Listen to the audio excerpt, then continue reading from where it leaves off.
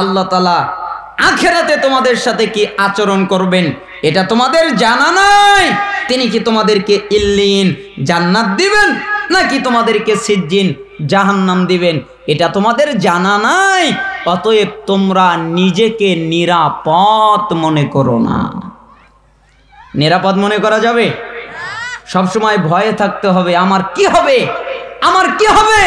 সবসময় কাঁদতে হবে, কান্নাকাটি করতে হবে। মাজমাউজ জাওয়ায়েদ 11785 নম্বর হাদিস, সহিহুল জামে 2376 নম্বর হাদিস। আলবানী রহিমাহুল্লাহ এই হাদিসের সনদকে সহিহ বলেছেন। মুআয ইবনুল জাবাল রাদিয়াল্লাহু আনহু লাম্মা আন হাদরাতুল মাউত বাকা, একদিন তিনি অনেক কান্নাকাটি করছিলেন, অনেক কাঁদছিলেন। আমার জমি যা কিছু আছে সবগুলো ছেড়ে চলে যেতে হবে, এ ভয়টাও আমার মধ্যে নাই। তাহলে মরণের ভয়ও আপনার নাই, দুনিয়ায় সব ছেড়ে যেতে হবে এ ভয়টাও আপনার নাই, তো আপনি কাঁদেন কেন? ওয়ালাকিন্নী সামিউতু রাসূলুল্লাহ সাল্লাল্লাহু আলাইহি ওয়াসাল্লাম ইয়াকুল, আমি আল্লাহর নবীকে বলতে শুনেছি, আল্লাহর নবী বলেছেন ইন্নামা হুমা কবদাতান ফাকবদাতুন ফিন নার ওয়া কবদাতুন ফিল জান্নাহ। শোনো, আদম সন্তানের যত রূহ আছে আল্লাহর দুই মুষ্টিতে ভাগ করা আছে।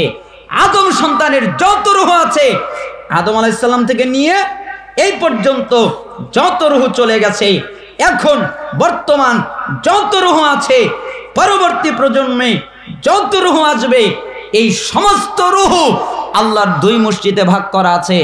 একটা যাবে জান্নাতে, একটা যাবে জাহান্নামে।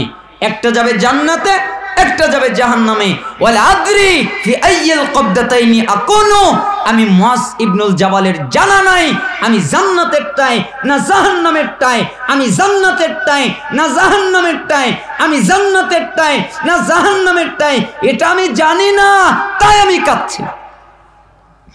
আচ্ছা, মুআয ইবনুল জাবাল যদি না জানেন জান্নাতে যাবেন না জাহান্নামে যাবেন, তা আপনি আর আমি জানি?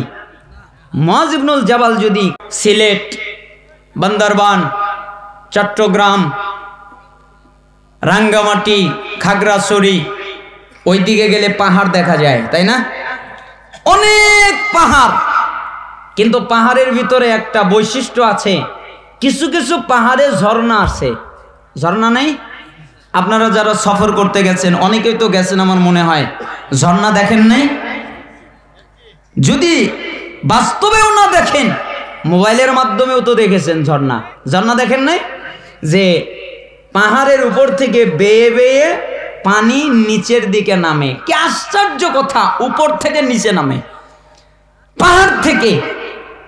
আপনি কি একদিনও ভেবেছেন পাহাড় থেকে ঝর্ণা কেন পড়ে, পাথর থেকে পানি কেন পড়ে? আমি আপনাকে একটা তথ্য দিচ্ছি। ইমাম ইবনু আবিদ দুনিয়া তার একটা কিতাব সিফাতুন নার, এই কিতাবের মধ্যেই ঘটনাটা আছে। আর ইমাম ইবনু রজব আল হাম্বলি রাহিমাহুল্লাহ তার একটা কিতাব আত-তাখয়িফু মিনান নার ওয়া তাহরিফু বিহালি দারিল বাওয়ার, জাহান্নামের ব্যাপারে অসাধারণ একটা কিতাব। এই কিতাবের মধ্যে এই ঘটনাটা আছে, অনেক লম্বা একটা ঘটনা। একদিন ঈসা আলাইহিস সালাম একটা পাহাড়ের সামনে দাঁড়িয়ে আছেন, পাথরের সামনে দাঁড়িয়ে আছেন, লম্বা বড় পাথর, বড় পাহাড়। তো ডান দিক থেকে একটা ঝর্ণা প্রবাহিত হচ্ছে, বাম দিক থেকে একটা ঝর্ণা প্রবাহিত হচ্ছে। তাই তিনি ঘুরে পাহাড় পাথরকে জিজ্ঞেস করছেন, পাহাড় পাথর, জি তুমি কি বলতে পারো? কি বলবো? আচ্ছা, আমার ডান দিকে ঝর্ণা কোথায় থেকে আসে, আমার বাম দিকে ঝর্ণা কোথায় থেকে আসে, এটা কি তুমি বলতে পারো? জি আমি বলতে পারি। তাহলে বলো তো, আমার ডান দিকে ঝর্ণা কোথায় থেকে আসে, আমার বাম দিকে ঝর্ণা কোথায় থেকে আসে, এটা কি তুমি বলতে পারো? তাহলে বলো তো। শোনেন হে ঈসা আলাইহিস সালাম, এই ডান দিকের ঝর্ণা আমার ডান চোখের পানি, বাম দিকের ঝর্ণা আমার বাম চোখের পানি। আমি পাহাড় কাঁদি, আমি পাথর কাঁদি, তাই ঝর্ণা প্রবাহিত হয়। আমি যদি না কাঁদতাম তাহলে ঝর্ণা প্রবাহিত হতো না। তুমি কাঁদো মানে কেন তুমি কাঁদো? তোমার কষ্টটা কি, তোমার বেদনাটা কি, কি কারণে তুমি কাঁদো? আল্লাহ তাআলা কোরআনুল কারীমে বলেছেন, আল্লাহ তাআলা বলেছেন, যেটা সূরা তাহরিমের 6 নম্বর আয়াতে এসেছে, হে ঈমানদারগণ, তোমরা নিজেরা জাহান্নামের আগুন থেকে বাঁচো, তোমার আহাল পরিবার পরিজনকে জাহান্নামের আগুন থেকে বাঁচাও। যেই জাহান্নামের জ্বালানি হবে মানুষ, মানুষকে দিয়ে জাহান্নামকে জ্বালানো হবে। মানুষকে জাহান্নামের ভিতরে যত দেওয়া হবে, জাহান্নাম তত দাউ দাউ করে জ্বলবে। যেই জাহান্নামের জ্বালানি হবে মানুষ, যেই জাহান্নামের জ্বালানি হবে পাথর, পাথরকে দিয়ে জাহান্নামকে জ্বালানো হবে। আমি পাথর জানি, আমাকে দিয়ে জাহান্নামকে জ্বালানো হবে। আমি পাথর কোনোদিন কাঁদতাম না, আমার থেকে কোনোদিন পানি প্রবাহিত হতো না, আমার থেকে কোনোদিন ঝর্ণা প্রবাহিত হতো না। আমি পাথর যেদিন জেনেছি আমাকে জাহান্নামে জ্বালানো হবে, আমাকে দিয়ে জাহান্নামকে জ্বালানো হবে, ওই দিন থেকে আমি পাথর কান্না শুরু করেছি। ওই দিন থেকে ঝর্ণা প্রবাহিত হওয়া শুরু হয়েছে। এর আগে কোনোদিন ঝর্ণা প্রবাহিত হতো না। তার মানে পাহাড় কাঁদে, পাথর কাঁদে, কিন্তু আমরা আদম জাতি এত নিমক খারাপ, আমাদের চোখে পানি নাই, তাই না? আল্লাহ তাআলা আমাদের ব্যাপারে এই মর্মে কোরআনুল কারিমে এর সমর্থনে একটা আয়াত আছে, সূরার নাম বাকারা। সূরার নাম কি? বাকারা, 74 নম্বর আয়াত। আল্লাহ তাআলা বলছেন, কিছু মানুষ আছে ওদের হৃদয়গুলো পাথরের মতো। না না না, পাথরের চাইতেও কঠিন। পাথর তো ফেটে যায়, এরপরে পাথর থেকে ঝর্ণা প্রবাহিত হয়, পানি প্রবাহিত হয়। এই 74 নম্বর আয়াত সূরা বাকারার ব্যাখ্যা করতে গিয়ে তাফসিরে তবারিতে আব্দুল্লাহ বিন আব্বাস রাদিয়াল্লাহু আনহুমা তার ছাত্র মুজাহিদ রাহিমাহুল্লাহ তিনি বলছেন, পাথর থেকে পানি প্রবাহিত হওয়া, ঝর্ণা প্রবাহিত হওয়ার একমাত্র কারণ পাথর আল্লাহকে ভয় করে, আল্লাহর জাহান্নামকে ভয় করে, তাই পাথর কেটে দেয় আর পাথর থেকে ঝর্ণা প্রবাহিত হয়। তাহলে পাথর কাঁদে, পাহাড় কাঁদে আল্লাহর ভয়ে, জাহান্নামের ভয়ে, কিন্তু আমরা মানব জাতি কাঁদতে চাই না। অথচ আপনার কাঁদা উচিত। আপনি যত আমল করেন, সালাত একটা আমল, যাকাত একটা আমল, সিয়াম একটা আমল, হজ একটা আমল, জিকির আজকার একটা আমল, কোরআন তেলাওয়াত একটা আমল, পর্দায় থাকা একটা আমল, মানুষের সাথে হাসি মুখে কথা বলা একটা আমল, মানুষকে সালাম দেওয়া একটা আমল, সালামের জবাব দেওয়া একটা আমল, দুজনের সাথে মীমাংসা করে দেওয়া একটা আমল। বহুত আমল আছে, অনেক আমল আছে, কিন্তু এর মধ্যে একটা গুরুত্বপূর্ণ আমল কান্না, চোখের পানি ছেড়ে দেওয়া, এটাও একটা আমল। এটাকেও আপনার আমল মনে করে কাঁদতে হবে। গভীর রাতে যখন কেউ দেখে না, একমাত্র আল্লাহ আপনাকে দেখে, তখন আপনাকে কাঁদতে হবে। মাজমাউল জাওয়ায়েদের মধ্যে একটা বর্ণনা এসেছে কান্না অধ্যায়ের মধ্যে। বর্ণনাটা কি? যে আল্লাহ সুবহানাহু ওয়া তাআলা এক শ্রেণীর জাহান্নামীদেরকে বের করে জান্নাতে ঢুকিয়ে দেবেন। নবীগণ শাফায়াত করে এক শ্রেণীর জাহান্নামীদেরকে জান্নাতে ঢোকাবেন। শহীদগণ শাফায়াত করে এক শ্রেণীর জাহান্নামীদেরকে জান্নাতে ঢোকাবেন। জান্নাতীগণ শাফায়াত করে এক শ্রেণীর জাহান্নামীদেরকে জান্নাতে ঢোকাবেন। যাকে শাফায়াতের অনুমতি দেওয়া হবে, তারা শাফায়াত করে এক শ্রেণীর জাহান্নামীদেরকে জান্নাতে ঢোকাবেন। আর শাফায়াত করার কেউ বাকি থাকবে না। তখন আপনার চোখের আর আমার চোখের একটা চুল আল্লাহকে গিয়ে বলবে, আল্লাহ, আপনি আমি চুলের ভাষা বুঝি না, আল্লাহ চুলের ভাষা বোঝে। আল্লাহকে চুল বলবে, আল্লাহ, আল্লাহ বলো কি?